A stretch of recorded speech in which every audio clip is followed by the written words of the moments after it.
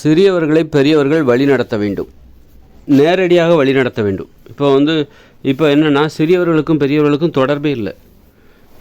பெரியவர்கள் சிறியவர்களிடம் பேசுகிற வழக்கம், அதாவது சும்மா எந்தவித எதிர்பார்ப்பும் இல்லாமல் பேசுகிற வழக்கம். இப்போ ஒரு அப்பா பையன்கிட்ட பேசுகிற வழக்கம், அப்போ ஒரு தாத்தா பேரங்கிட்ட பேசுகிற வழக்கம், ஒரு அண்ணன் தம்பிக்கிட்ட பேசுகிற வழக்கம், அது மாதிரி அக்கா தம்பிக்கிட்ட பேசுகிற வழக்கம், அம்மா பிள்ளைகிட்ட இந்த மாதிரியான தொடர்பு இப்போ சின்னவங்களுக்கும் பெரியவங்களுக்கும் தொடர்பு இல்லாமல் போச்சு. அதனால தான் நோய்கள் பெருகி போச்சு. ஏன்னா மனசு விட்டு நாம் பேசணும். அப்போ தான் மனசில் பாரம் குறையும், மனசு அமைதியாகும். மனசு அமைதியாகுதுன்னா உடம்பும் அமைதியாகுதுன்னு அர்த்தம். மனதில் அமைதி இருக்குதுன்னா உடம்பில் இருக்குது. அந்த உடம்பில் இருக்கிற அமைதியை தான் நம்ம மனதின் மூலமாக பார்க்குறோம். மனம் என்பது உடம்பில் என்ன நடக்குது என்பதை தெரிந்து கொள்வதற்கான ஒரு ஊடகம், திரை அப்படி என்பதை புரிந்து கொள்ள வேண்டும். அப்போது நீங்கள் மனசு விட்டு பேசுனா நமக்கு பாரம் குறையும், மன அழுத்தம் குறையும் அப்படின்னா உடம்பு ஆரோக்கியமாக இருக்கும். எதையும் மனசுக்குள்ளேயே பூட்டி வைக்கக்கூடாது, உடம்புக்கு நல்லது கிடையாது அப்படி சொல்லுவாங்க தானே. அப்போ யாருக்கிட்ட உன்னுடைய பிரச்சனைகளை நீ சொல்லணும்னா உன்னை விட சின்னவங்ககிட்ட சொல்லணும்.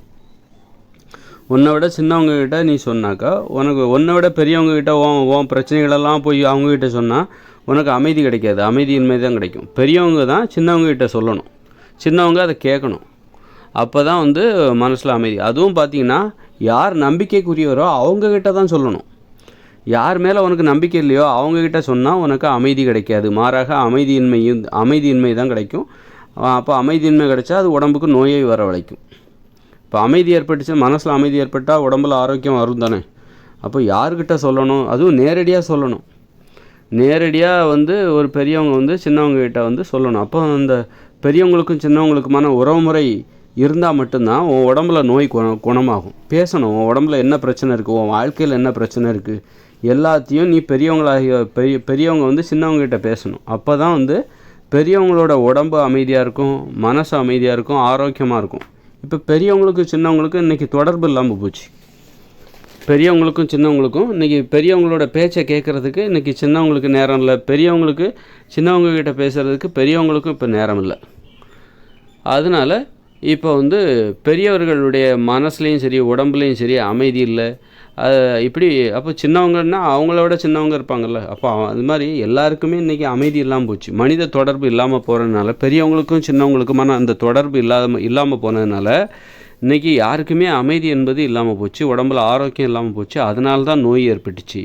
நீ இப்போ உடம்புல நோய் இருக்குன்னா வெறுமனே மருந்து மாத்திரை சாப்பிட்டா மட்டும் போதாது.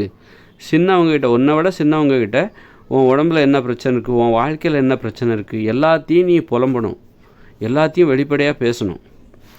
அதுவும் சின்னவங்கன்னா எல்லா சின்னவங்களும் உனக்கு யார் மேலே நம்பிக்கை இருக்கோ, யாரை உனக்கு பிடிச்சிருக்கோ அவங்கக்கிட்ட தான் உன் மனசில் உள்ளதை, உன் வாழ்க்கையில் உள்ள எல்லா பிரச்சனையும் வெளிப்படையாக பேசணும். அப்போ தான் உனக்கு அமைதி ஏற்படும், ஆரோக்கியமும் ஏற்படும். இன்றைக்கி பெரியவங்களுக்கும் சின்னவங்களுக்கும் ஒரு ஆரோக்கியமான உறவு முறையே கிடையாது. அதனால தான் இன்றைக்கி மனுஷங்களுக்கு ஏன் நோய் வருதுன்னா, இன்றைக்கி மனசை விட்டு பேசுகிறதுக்கு மனுஷங்களே இப்போ தயாராக இல்லை. எல்லாம் தனித்தனியாக இருக்காங்க, எல்லாம் ரொம்ப பிஸியாக இருக்காங்க. மனுஷங்கிட்ட பேசுகிறது கூட இப்போ நேரம் இல்லை. அப்படி பேசுகிறதுக்கு நேரம் இல்லாமல் போகிறதுனால தான் மனசில் இருக்கிற பாரம், உடம்பில் இருக்கிற பிரச்சனை இதெல்லாம் வெளியே சொல்லாதனால, அதனால தான் மனசுலேயும் உடம்புலையும் அமைதி அதிகரித்து மன அழுத்தம் அதிகரித்து உடம்புலையும் மனசுலையும் அமைதி இல்லாமல் போய் ஆரோக்கியமும் இல்லாமல் போயிடுது, நோயும் அதிகமாகிடுது. நோய் குணமாகாமல் போகிறதுக்கு இதுதான் காரணம். இது மிக மிக முக்கிய காரணம். பேசுவது என்பது ஒரு மருத்துவம். நம்ம பேசணுமா, டாக்டர்கிட்ட எப்படி வெளிப்படையாக பேசுகிறோம் அது மாதிரி மனுஷங்க எல்லாரையுமே நீங்கள் டாக்டராக நினைக்கணும். எல்லாருமே மருத்துவர் தான், மனுஷங்க அத்தனை பேரும் மருத்துவர் தான். எப்போன்னா மனசு விட்டு பேசினா உனக்கு மனசில் உள்ள பாரம் குறையுது, மனசு அமைதியாகுது, உடம்பு அமைதியாகுது, நிம்மதியாக தூக்கம் வருதுன்னு சொல்கிறல. அப்படின்னா நீ யார்கிட்ட மனசு விட்டு பேசுவேன், எப்போ பார்த்தாலும் டாக்டர்கிட்ட போய் பேசுவேன். அப்போ மனுஷங்கிட்ட தானே பேசுவேன், உன் பக்கத்தில் இருக்கிறவங்ககிட்ட தான் மனசு விட்டு பேசுவேன். அப்போ பக்கத்தில் இருக்கிறவங்க உன் மனதில் அமைதியை ஏற்படுத்துவதற்கு அவர்கள் உதவுகிறார்கள் என்றால் உன் பக்கத்தில் இருக்கிற எல்லாருமே மருத்துவர்கள் தானே. அப்போ உன் பக்கத்தில் இருக்கிறவங்கள நீ மருத்துவர்களாக பாரு, மருத்துவர்களாக பார்த்து அவங்ககிட்ட மனசில் இருக்கிறத எல்லாத்தையும் பேசு. மருத்துவர்கிட்ட மட்டும்தான் நான் மனசில் இருக்கிறத சொல்லுவேன். ஆனால் என் பக்கத்தில் இருக்கிற என்னுடைய நண்பர்களோ, என்னை விட வயசில் சின்னவங்களோ, தம்பிக்கிட்டேயோ மகன்கிட்டேயோ என் உடம்புல இருக்கிறத நான் வெளிப்படையாக சொல்ல மாட்டேன் அப்படின்னு நீ நினச்சேன்னா, ஆனால் டாக்டர்கிட்ட போய் மட்டும் எல்லாத்தையும் வெளிப்படையாக சொல்கிறேன். டாக்டர் என்ன உனக்கு நம்பிக்கைக்குரியவரா? நம்பிக்கைக்குரியவர்களிடம்தான் நீ வெளிப்படையாக பேசணும்.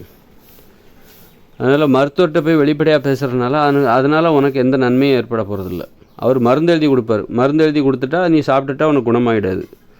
ஒரு மருந்தோடு சேர்த்து வேறு ஒன்றும் இருக்குது. வெளிப்படையாக பேசணும். யார்கிட்ட பேசணும்? நம்பிக்கையானவங்ககிட்ட பேசணும். உன்னை விட நம்பிக்கையானவங்ககிட்ட, உன்னை விட வயசில் குறைஞ்சவங்ககிட்டையும் அவங்களில் யார் உனக்கு நம்பிக்கையானவங்களோ பிடித்தவங்களோ அவங்கக்கிட்ட தான் நீ பேசணும். வெளிப்படையாக உன் உடம்புல என்ன பிரச்சனை இருக்குது, உன் வாழ்க்கையில் என்ன பிரச்சனை இருக்குது, எல்லாத்தையும் வெளிப்படையாக பேசணும். பேசினா தான் உன் உடம்பு ஆரோக்கியமாக இருக்கும். உடம்புல அமைதியும் மனசில் அமைதியும் ஏற்பட்டு உடம்பும் மனசும் ஆரோக்கியமாக இருக்கும். நோய்கள் நீங்கிவிடும். நோய்கள் நீங்குவதற்கு இது முக்கியமான நடைமுறை. பேசுவது என்பது ஒரு மருத்துவம் என்பதை புரிந்து கொள்ள வேண்டும்.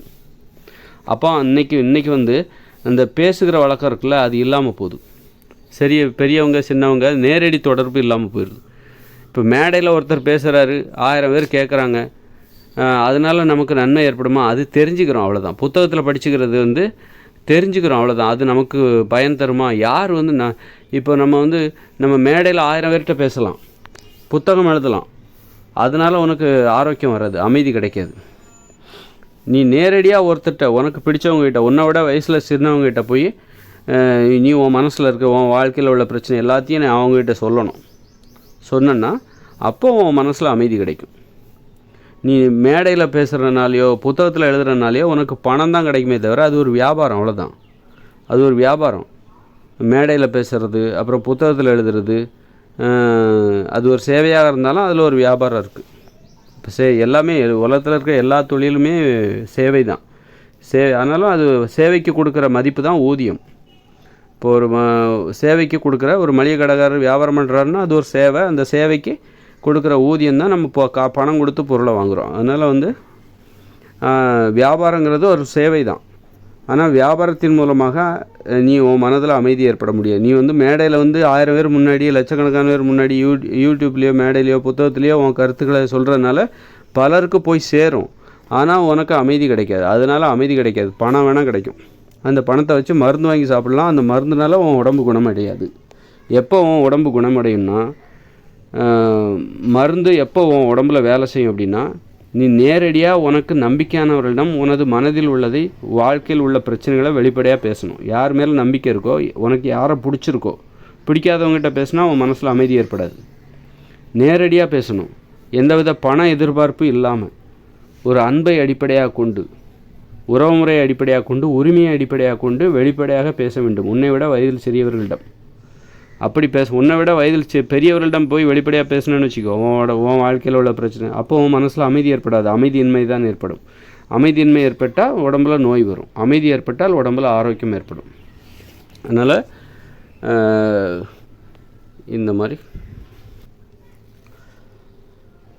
அதனால் இன்றைக்கி வந்து சின்னவங்களுக்கும் பெரியவங்களுக்குமான உறவு முறையில் வந்து இடைவெளி அதிகமாகிடுச்சு. எல்லோரும் தனித்தனியாக இருக்காங்க. தனிமையில் பொழுத போக்குறாங்க. பேசுகிறது குறைஞ்சி போச்சு. பேசுகிறத கேட்குறதுக்கு கூட இன்றைக்கி நேரம் இல்லை, பிஸியாக இருக்காங்க. ஏன் பேசணுங்கிறதே தெரில. அப்போ அதற்கான காரணத்தை தான் நான் கண்டுபிடிச்சி சொல்கிறேன். நீ பேச வேண்டிய கட்டாயமே இருக்குது. உன் உடம்புல நோய் இல்லாதவங்கள ஏன் இருக்குது? எல்லாருமே பெரும்பாலும் நோயோடு இருக்காங்க. அந்த நோய் குணமாகணும்னு நீ நினச்சன்னா, அதுக்காக நீ என்ன வேணாலும் பண்ணுறதுக்கு நீ தயாராக இருக்கன்னா, அப்போ அதுக்காக நீ என்ன பண்ணணும்? நேரடியான உறவு முறைகளிடம் ஈடுபாடு காட்ட வேண்டும். அதுக்காக மேடையில் போய் பேசாதன்னு சொல்லலை, அதுவும் தேவை தான். மேடையில் பேசு, புத்தகமாக எழுது, என்ன வேணாலும் பண்ணு. ஆனால் நேரடியாக அதற்காக நீ வந்து எப்போ பார்த்தாலும் மேடையில் பேசுகிறதுலே ஒருத்தர் பிஸியாக இருப்பார். ஆனால் நேரடியாக ஒரு தனிப்பட்ட முறையில் பிடிச்சவங்ககிட்ட உரிமையோடு பேசுவதற்கு அவருக்கு நேரமும் வாய்ப்பும் அவகாசமும் அனுமதி இல்லாமல் போயிடும். அதற்கான சூழலும் இல்லாமல் போய்விடும். அப்போ அவருக்கு மனசில் அமைதியே கிடைக்காது. ஆனால் அவர் மேடையில் எப்போதும் பேசிக்கிட்டே இருப்பார், புத்தகம் எழுதிக்கிட்டு இருப்பார். ஆனால் தனிப்பட்ட முறையில் ஒரு உரிமையோடு, ஒரு உறவு முறை அடிப்படையாக கொண்டு, ஒரு நம்பிக்கையான ஒருவரிடம், தன்னை விட வயதில் சிறியவரிடம் தன்னுடைய பிரச்சனைகளை, தனக்கு தெரிந்ததை அவரிடம் பேசுவதற்கு அவருக்கு அந்த சூழலும் வாய்ப்பும் இல்லாமல் போய் கடைசியில் என்ன தான் அவர் மேடையில் அவ்வளோ பேசினாலும் அவருடைய வாழ்க்கையில் பிரச்சனைகளும் அதிகமாகிட்டே இருக்கும். அவர் உடம்பில் இருக்கிற நோயும் அதிகமாகிட்டே இருக்கும், குணமாகாது என்பதை புரிந்து கொள்ள வேண்டும். அதனால் மேடை பேச்சுக்கும் நடைமுறையில் நாம் ஒருத்தர் நேரடியாக பேசுவதற்கும் உள்ள ஒரு தொடர்புங்கிறது, மேடை பேச்சுங்கிறது ஒரு பொய் வியாபாரம், இடையில வந்தது. ஆனால் நேரடியாக பேசுகிறதுக்குள்ள ஒருத்தர்கிட்ட போய் நமக்கு பிடிச்சவங்ககிட்ட, நமக்கு நம்பிக்கையானவங்ககிட்ட, அது ஆதி காலத்தில் இருந்து இருக்குது. அதுதான் ஆரோக்கியத்தை தரும், அதுதான் நமக்கு அமைதியை தரும், அதுதான் நமக்கு பாதுகாப்பை தரும், அதுதான் நமக்கு மகிழ்ச்சியை தரும்.